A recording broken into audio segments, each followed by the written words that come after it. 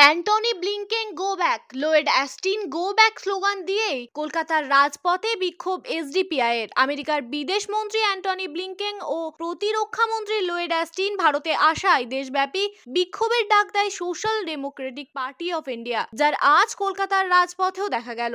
এদিন কলকাতা শহরে 10 কিলোমিটার পথ চলে ফিলিস্তিনিদের ওপর ইসরায়েলের গণহত্যা ও আমেরিকার কূটনৈতিক কৌশল সম্পর্কে সজাগ থাকার আহ্বান জানায় social Democratic party of India. আমেরিকাকে বিশ্বের বৃহত্তম সন্ত্রাসবাদী বলে আখ্যায়িত করেন দলের রাজ্য সভাপতি তায়েদুল ইসলাম। তিনি বলেন, গাজা শহরে কারেন্ট বন্ধ করে, জল বন্ধ করে বৃদ্ধ বৃদ্ধা, শিশু, নারী ও হাসপাতালের ওপর একচেটিয়া ভাবে যে হামলা চালাচ্ছে ইসরায়েল, সেটা যুদ্ধ নয়, সেটা গণহত্যা, এবং এই গণহত্যার পিছনের শক্তি হলো আমেরিকা। বিক্ষোভ মিছিলে নেতৃত্ব দেন রাজ্য সম্পাদক AKM গোলাম মর্তুজ, রাজ্য কমিটির সদস্য আফতাব আলম সহ সারুর আলম, মাওলানা আশরাফ আলী কাশেমি প্রমুখ।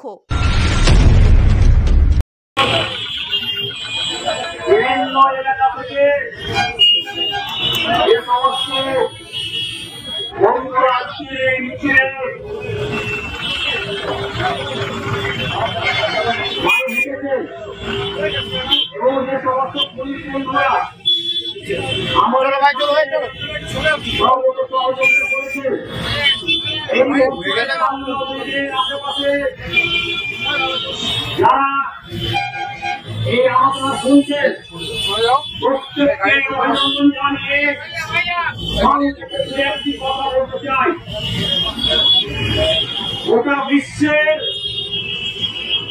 1 নম্বর সন্ত্রাসী রাষ্ট্র, সব থেকে বড় শয়তানে আপন আমেরিকার নেতৃত্বে পশ্চিমা সাম্রাজ্যবাদী শক্তি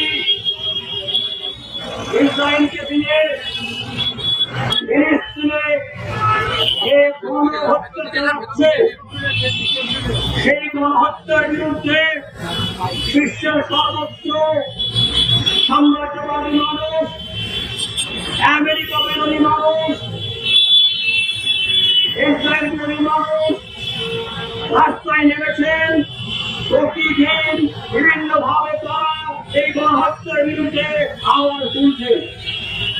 তা সত্ত্বেও এই শয়তানি আকবরের নেতৃত্বে 1 নম্বর সন্ত্রাসী রাষ্ট্র আমেরিকার নেতৃত্বে পশ্চিমা শক্তি ইসরায়েলকে দিয়ে ফিলিস্তিনে শিশুদের উপর, নারীদের উপর, বৃদ্ধ বৃদ্ধাদের উপর, অসামরিক নাগরিকদের উপর যেভাবে গণহত্যা চালিয়ে যাচ্ছে, তাকে কোনোভাবেই কোনো যুক্তিতে যুদ্ধ করা যায় না। এ হচ্ছে দখলদার বাহিনী এক নজরে একচেটিয়া গণহত্যা। বিশ্বের সমস্ত মানুষের সাথে আমরা, দেশের মানুষ, এসডিপিআই এই গণহত্যার তীব্র নিন্দা জানিয়ে আসছি। এই গণহত্যাকে গণহত্যার পিছনে আমেরিকার যে ষড়যন্ত্র, গোটা দুনিয়ায় সাম্রাজ্যবাদ বিস্তার করা, মধ্যপ্রাচ্য থেকে সমস্ত তেলের ভান্ডারকে চুক্তিবদ্ধ করা, সেই উদ্দেশ্যে তাদের গণহত্যা চালাচ্ছে। তার সমস্ত লড়াই করার জন্য আমেরিকা বিশ্বের দ্বারে দ্বারে ঘুরে বেড়াচ্ছে ভিখারির মতো। সেই ধারাবাহিকতায় আমেরিকার হোম সেক্রেটারি এবং ডিফেন্স সেক্রেটারিকে পাঠাচ্ছে ভারতে। যে ভারত প্রথম থেকে ফিলিস্তিনের পক্ষে লড়াই করে এসেছে, যে ভারত সর্বদাই ফিলিস্তিন রাষ্ট্রের পক্ষে কথা বলে এসছে।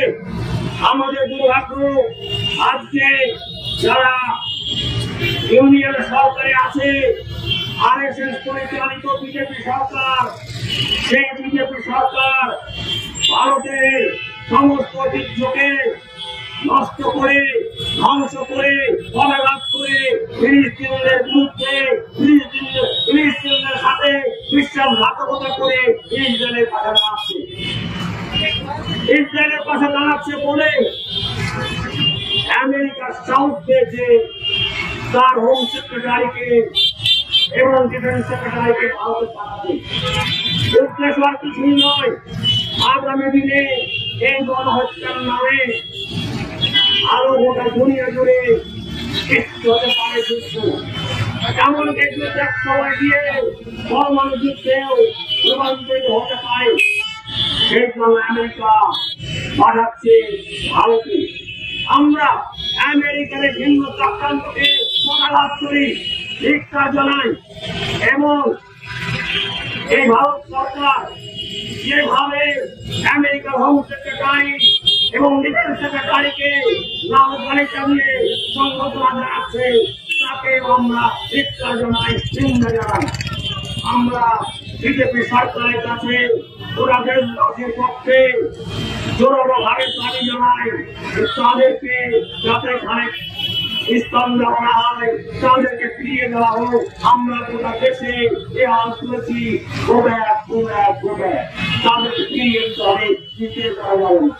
বন্ধুগণ, যখন এই রাষ্ট্রে কোনো স্থিতি ছিল না, 48 সালে তার জন্ম হয়, তখন ব্রিটেন, ফ্রান্স এবং আমেরিকা অবৈধ সন্তান এই রাষ্ট্রে জন্ম, এই পশ্চিমা শক্তির সন্তান।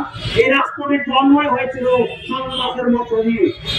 সেই থেকে তারা প্রতিদিন প্রতি মুহূর্তে সবসময় ফিলিস্তিনের উপর সন্ত্রাস আক্রমণ চালিয়ে যাচ্ছে। যে সন্ত্রাস চালাচ্ছে, সেই সন্ত্রাস যতদিন পর্যন্ত ধ্বংস না হবে, এই সন্ত্রাস যতদিন বন্ধ না হবে, ততদিন এই সন্ত্রাসের বিরুদ্ধে বিশ্বের মানুষের লড়াই আন্দোলন সংগ্রাম করবে।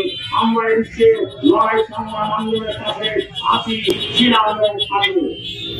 আমরা সেই মুহূর্তে আপনাদের সামনে সে কথা বলতে চাই, আজকে যারা ইসরায়েলের ক্ষমতায়, এক সময় তাদের এগোটাইও সন্ত্রাসীদের একটা দিয়েছিল এবং তাদের মাথার দাম কোটি কোটি টাকা ঘোষণা করেছিল। সন্ত্রাসী আজকে ইসরায়েলের ক্ষমতায় নেতৃত্ব করে সন্ত্রাসী আক্রমণ চালাচ্ছে। আমরা আর দীর্ঘক্ষণ কথা বলতে চাই না।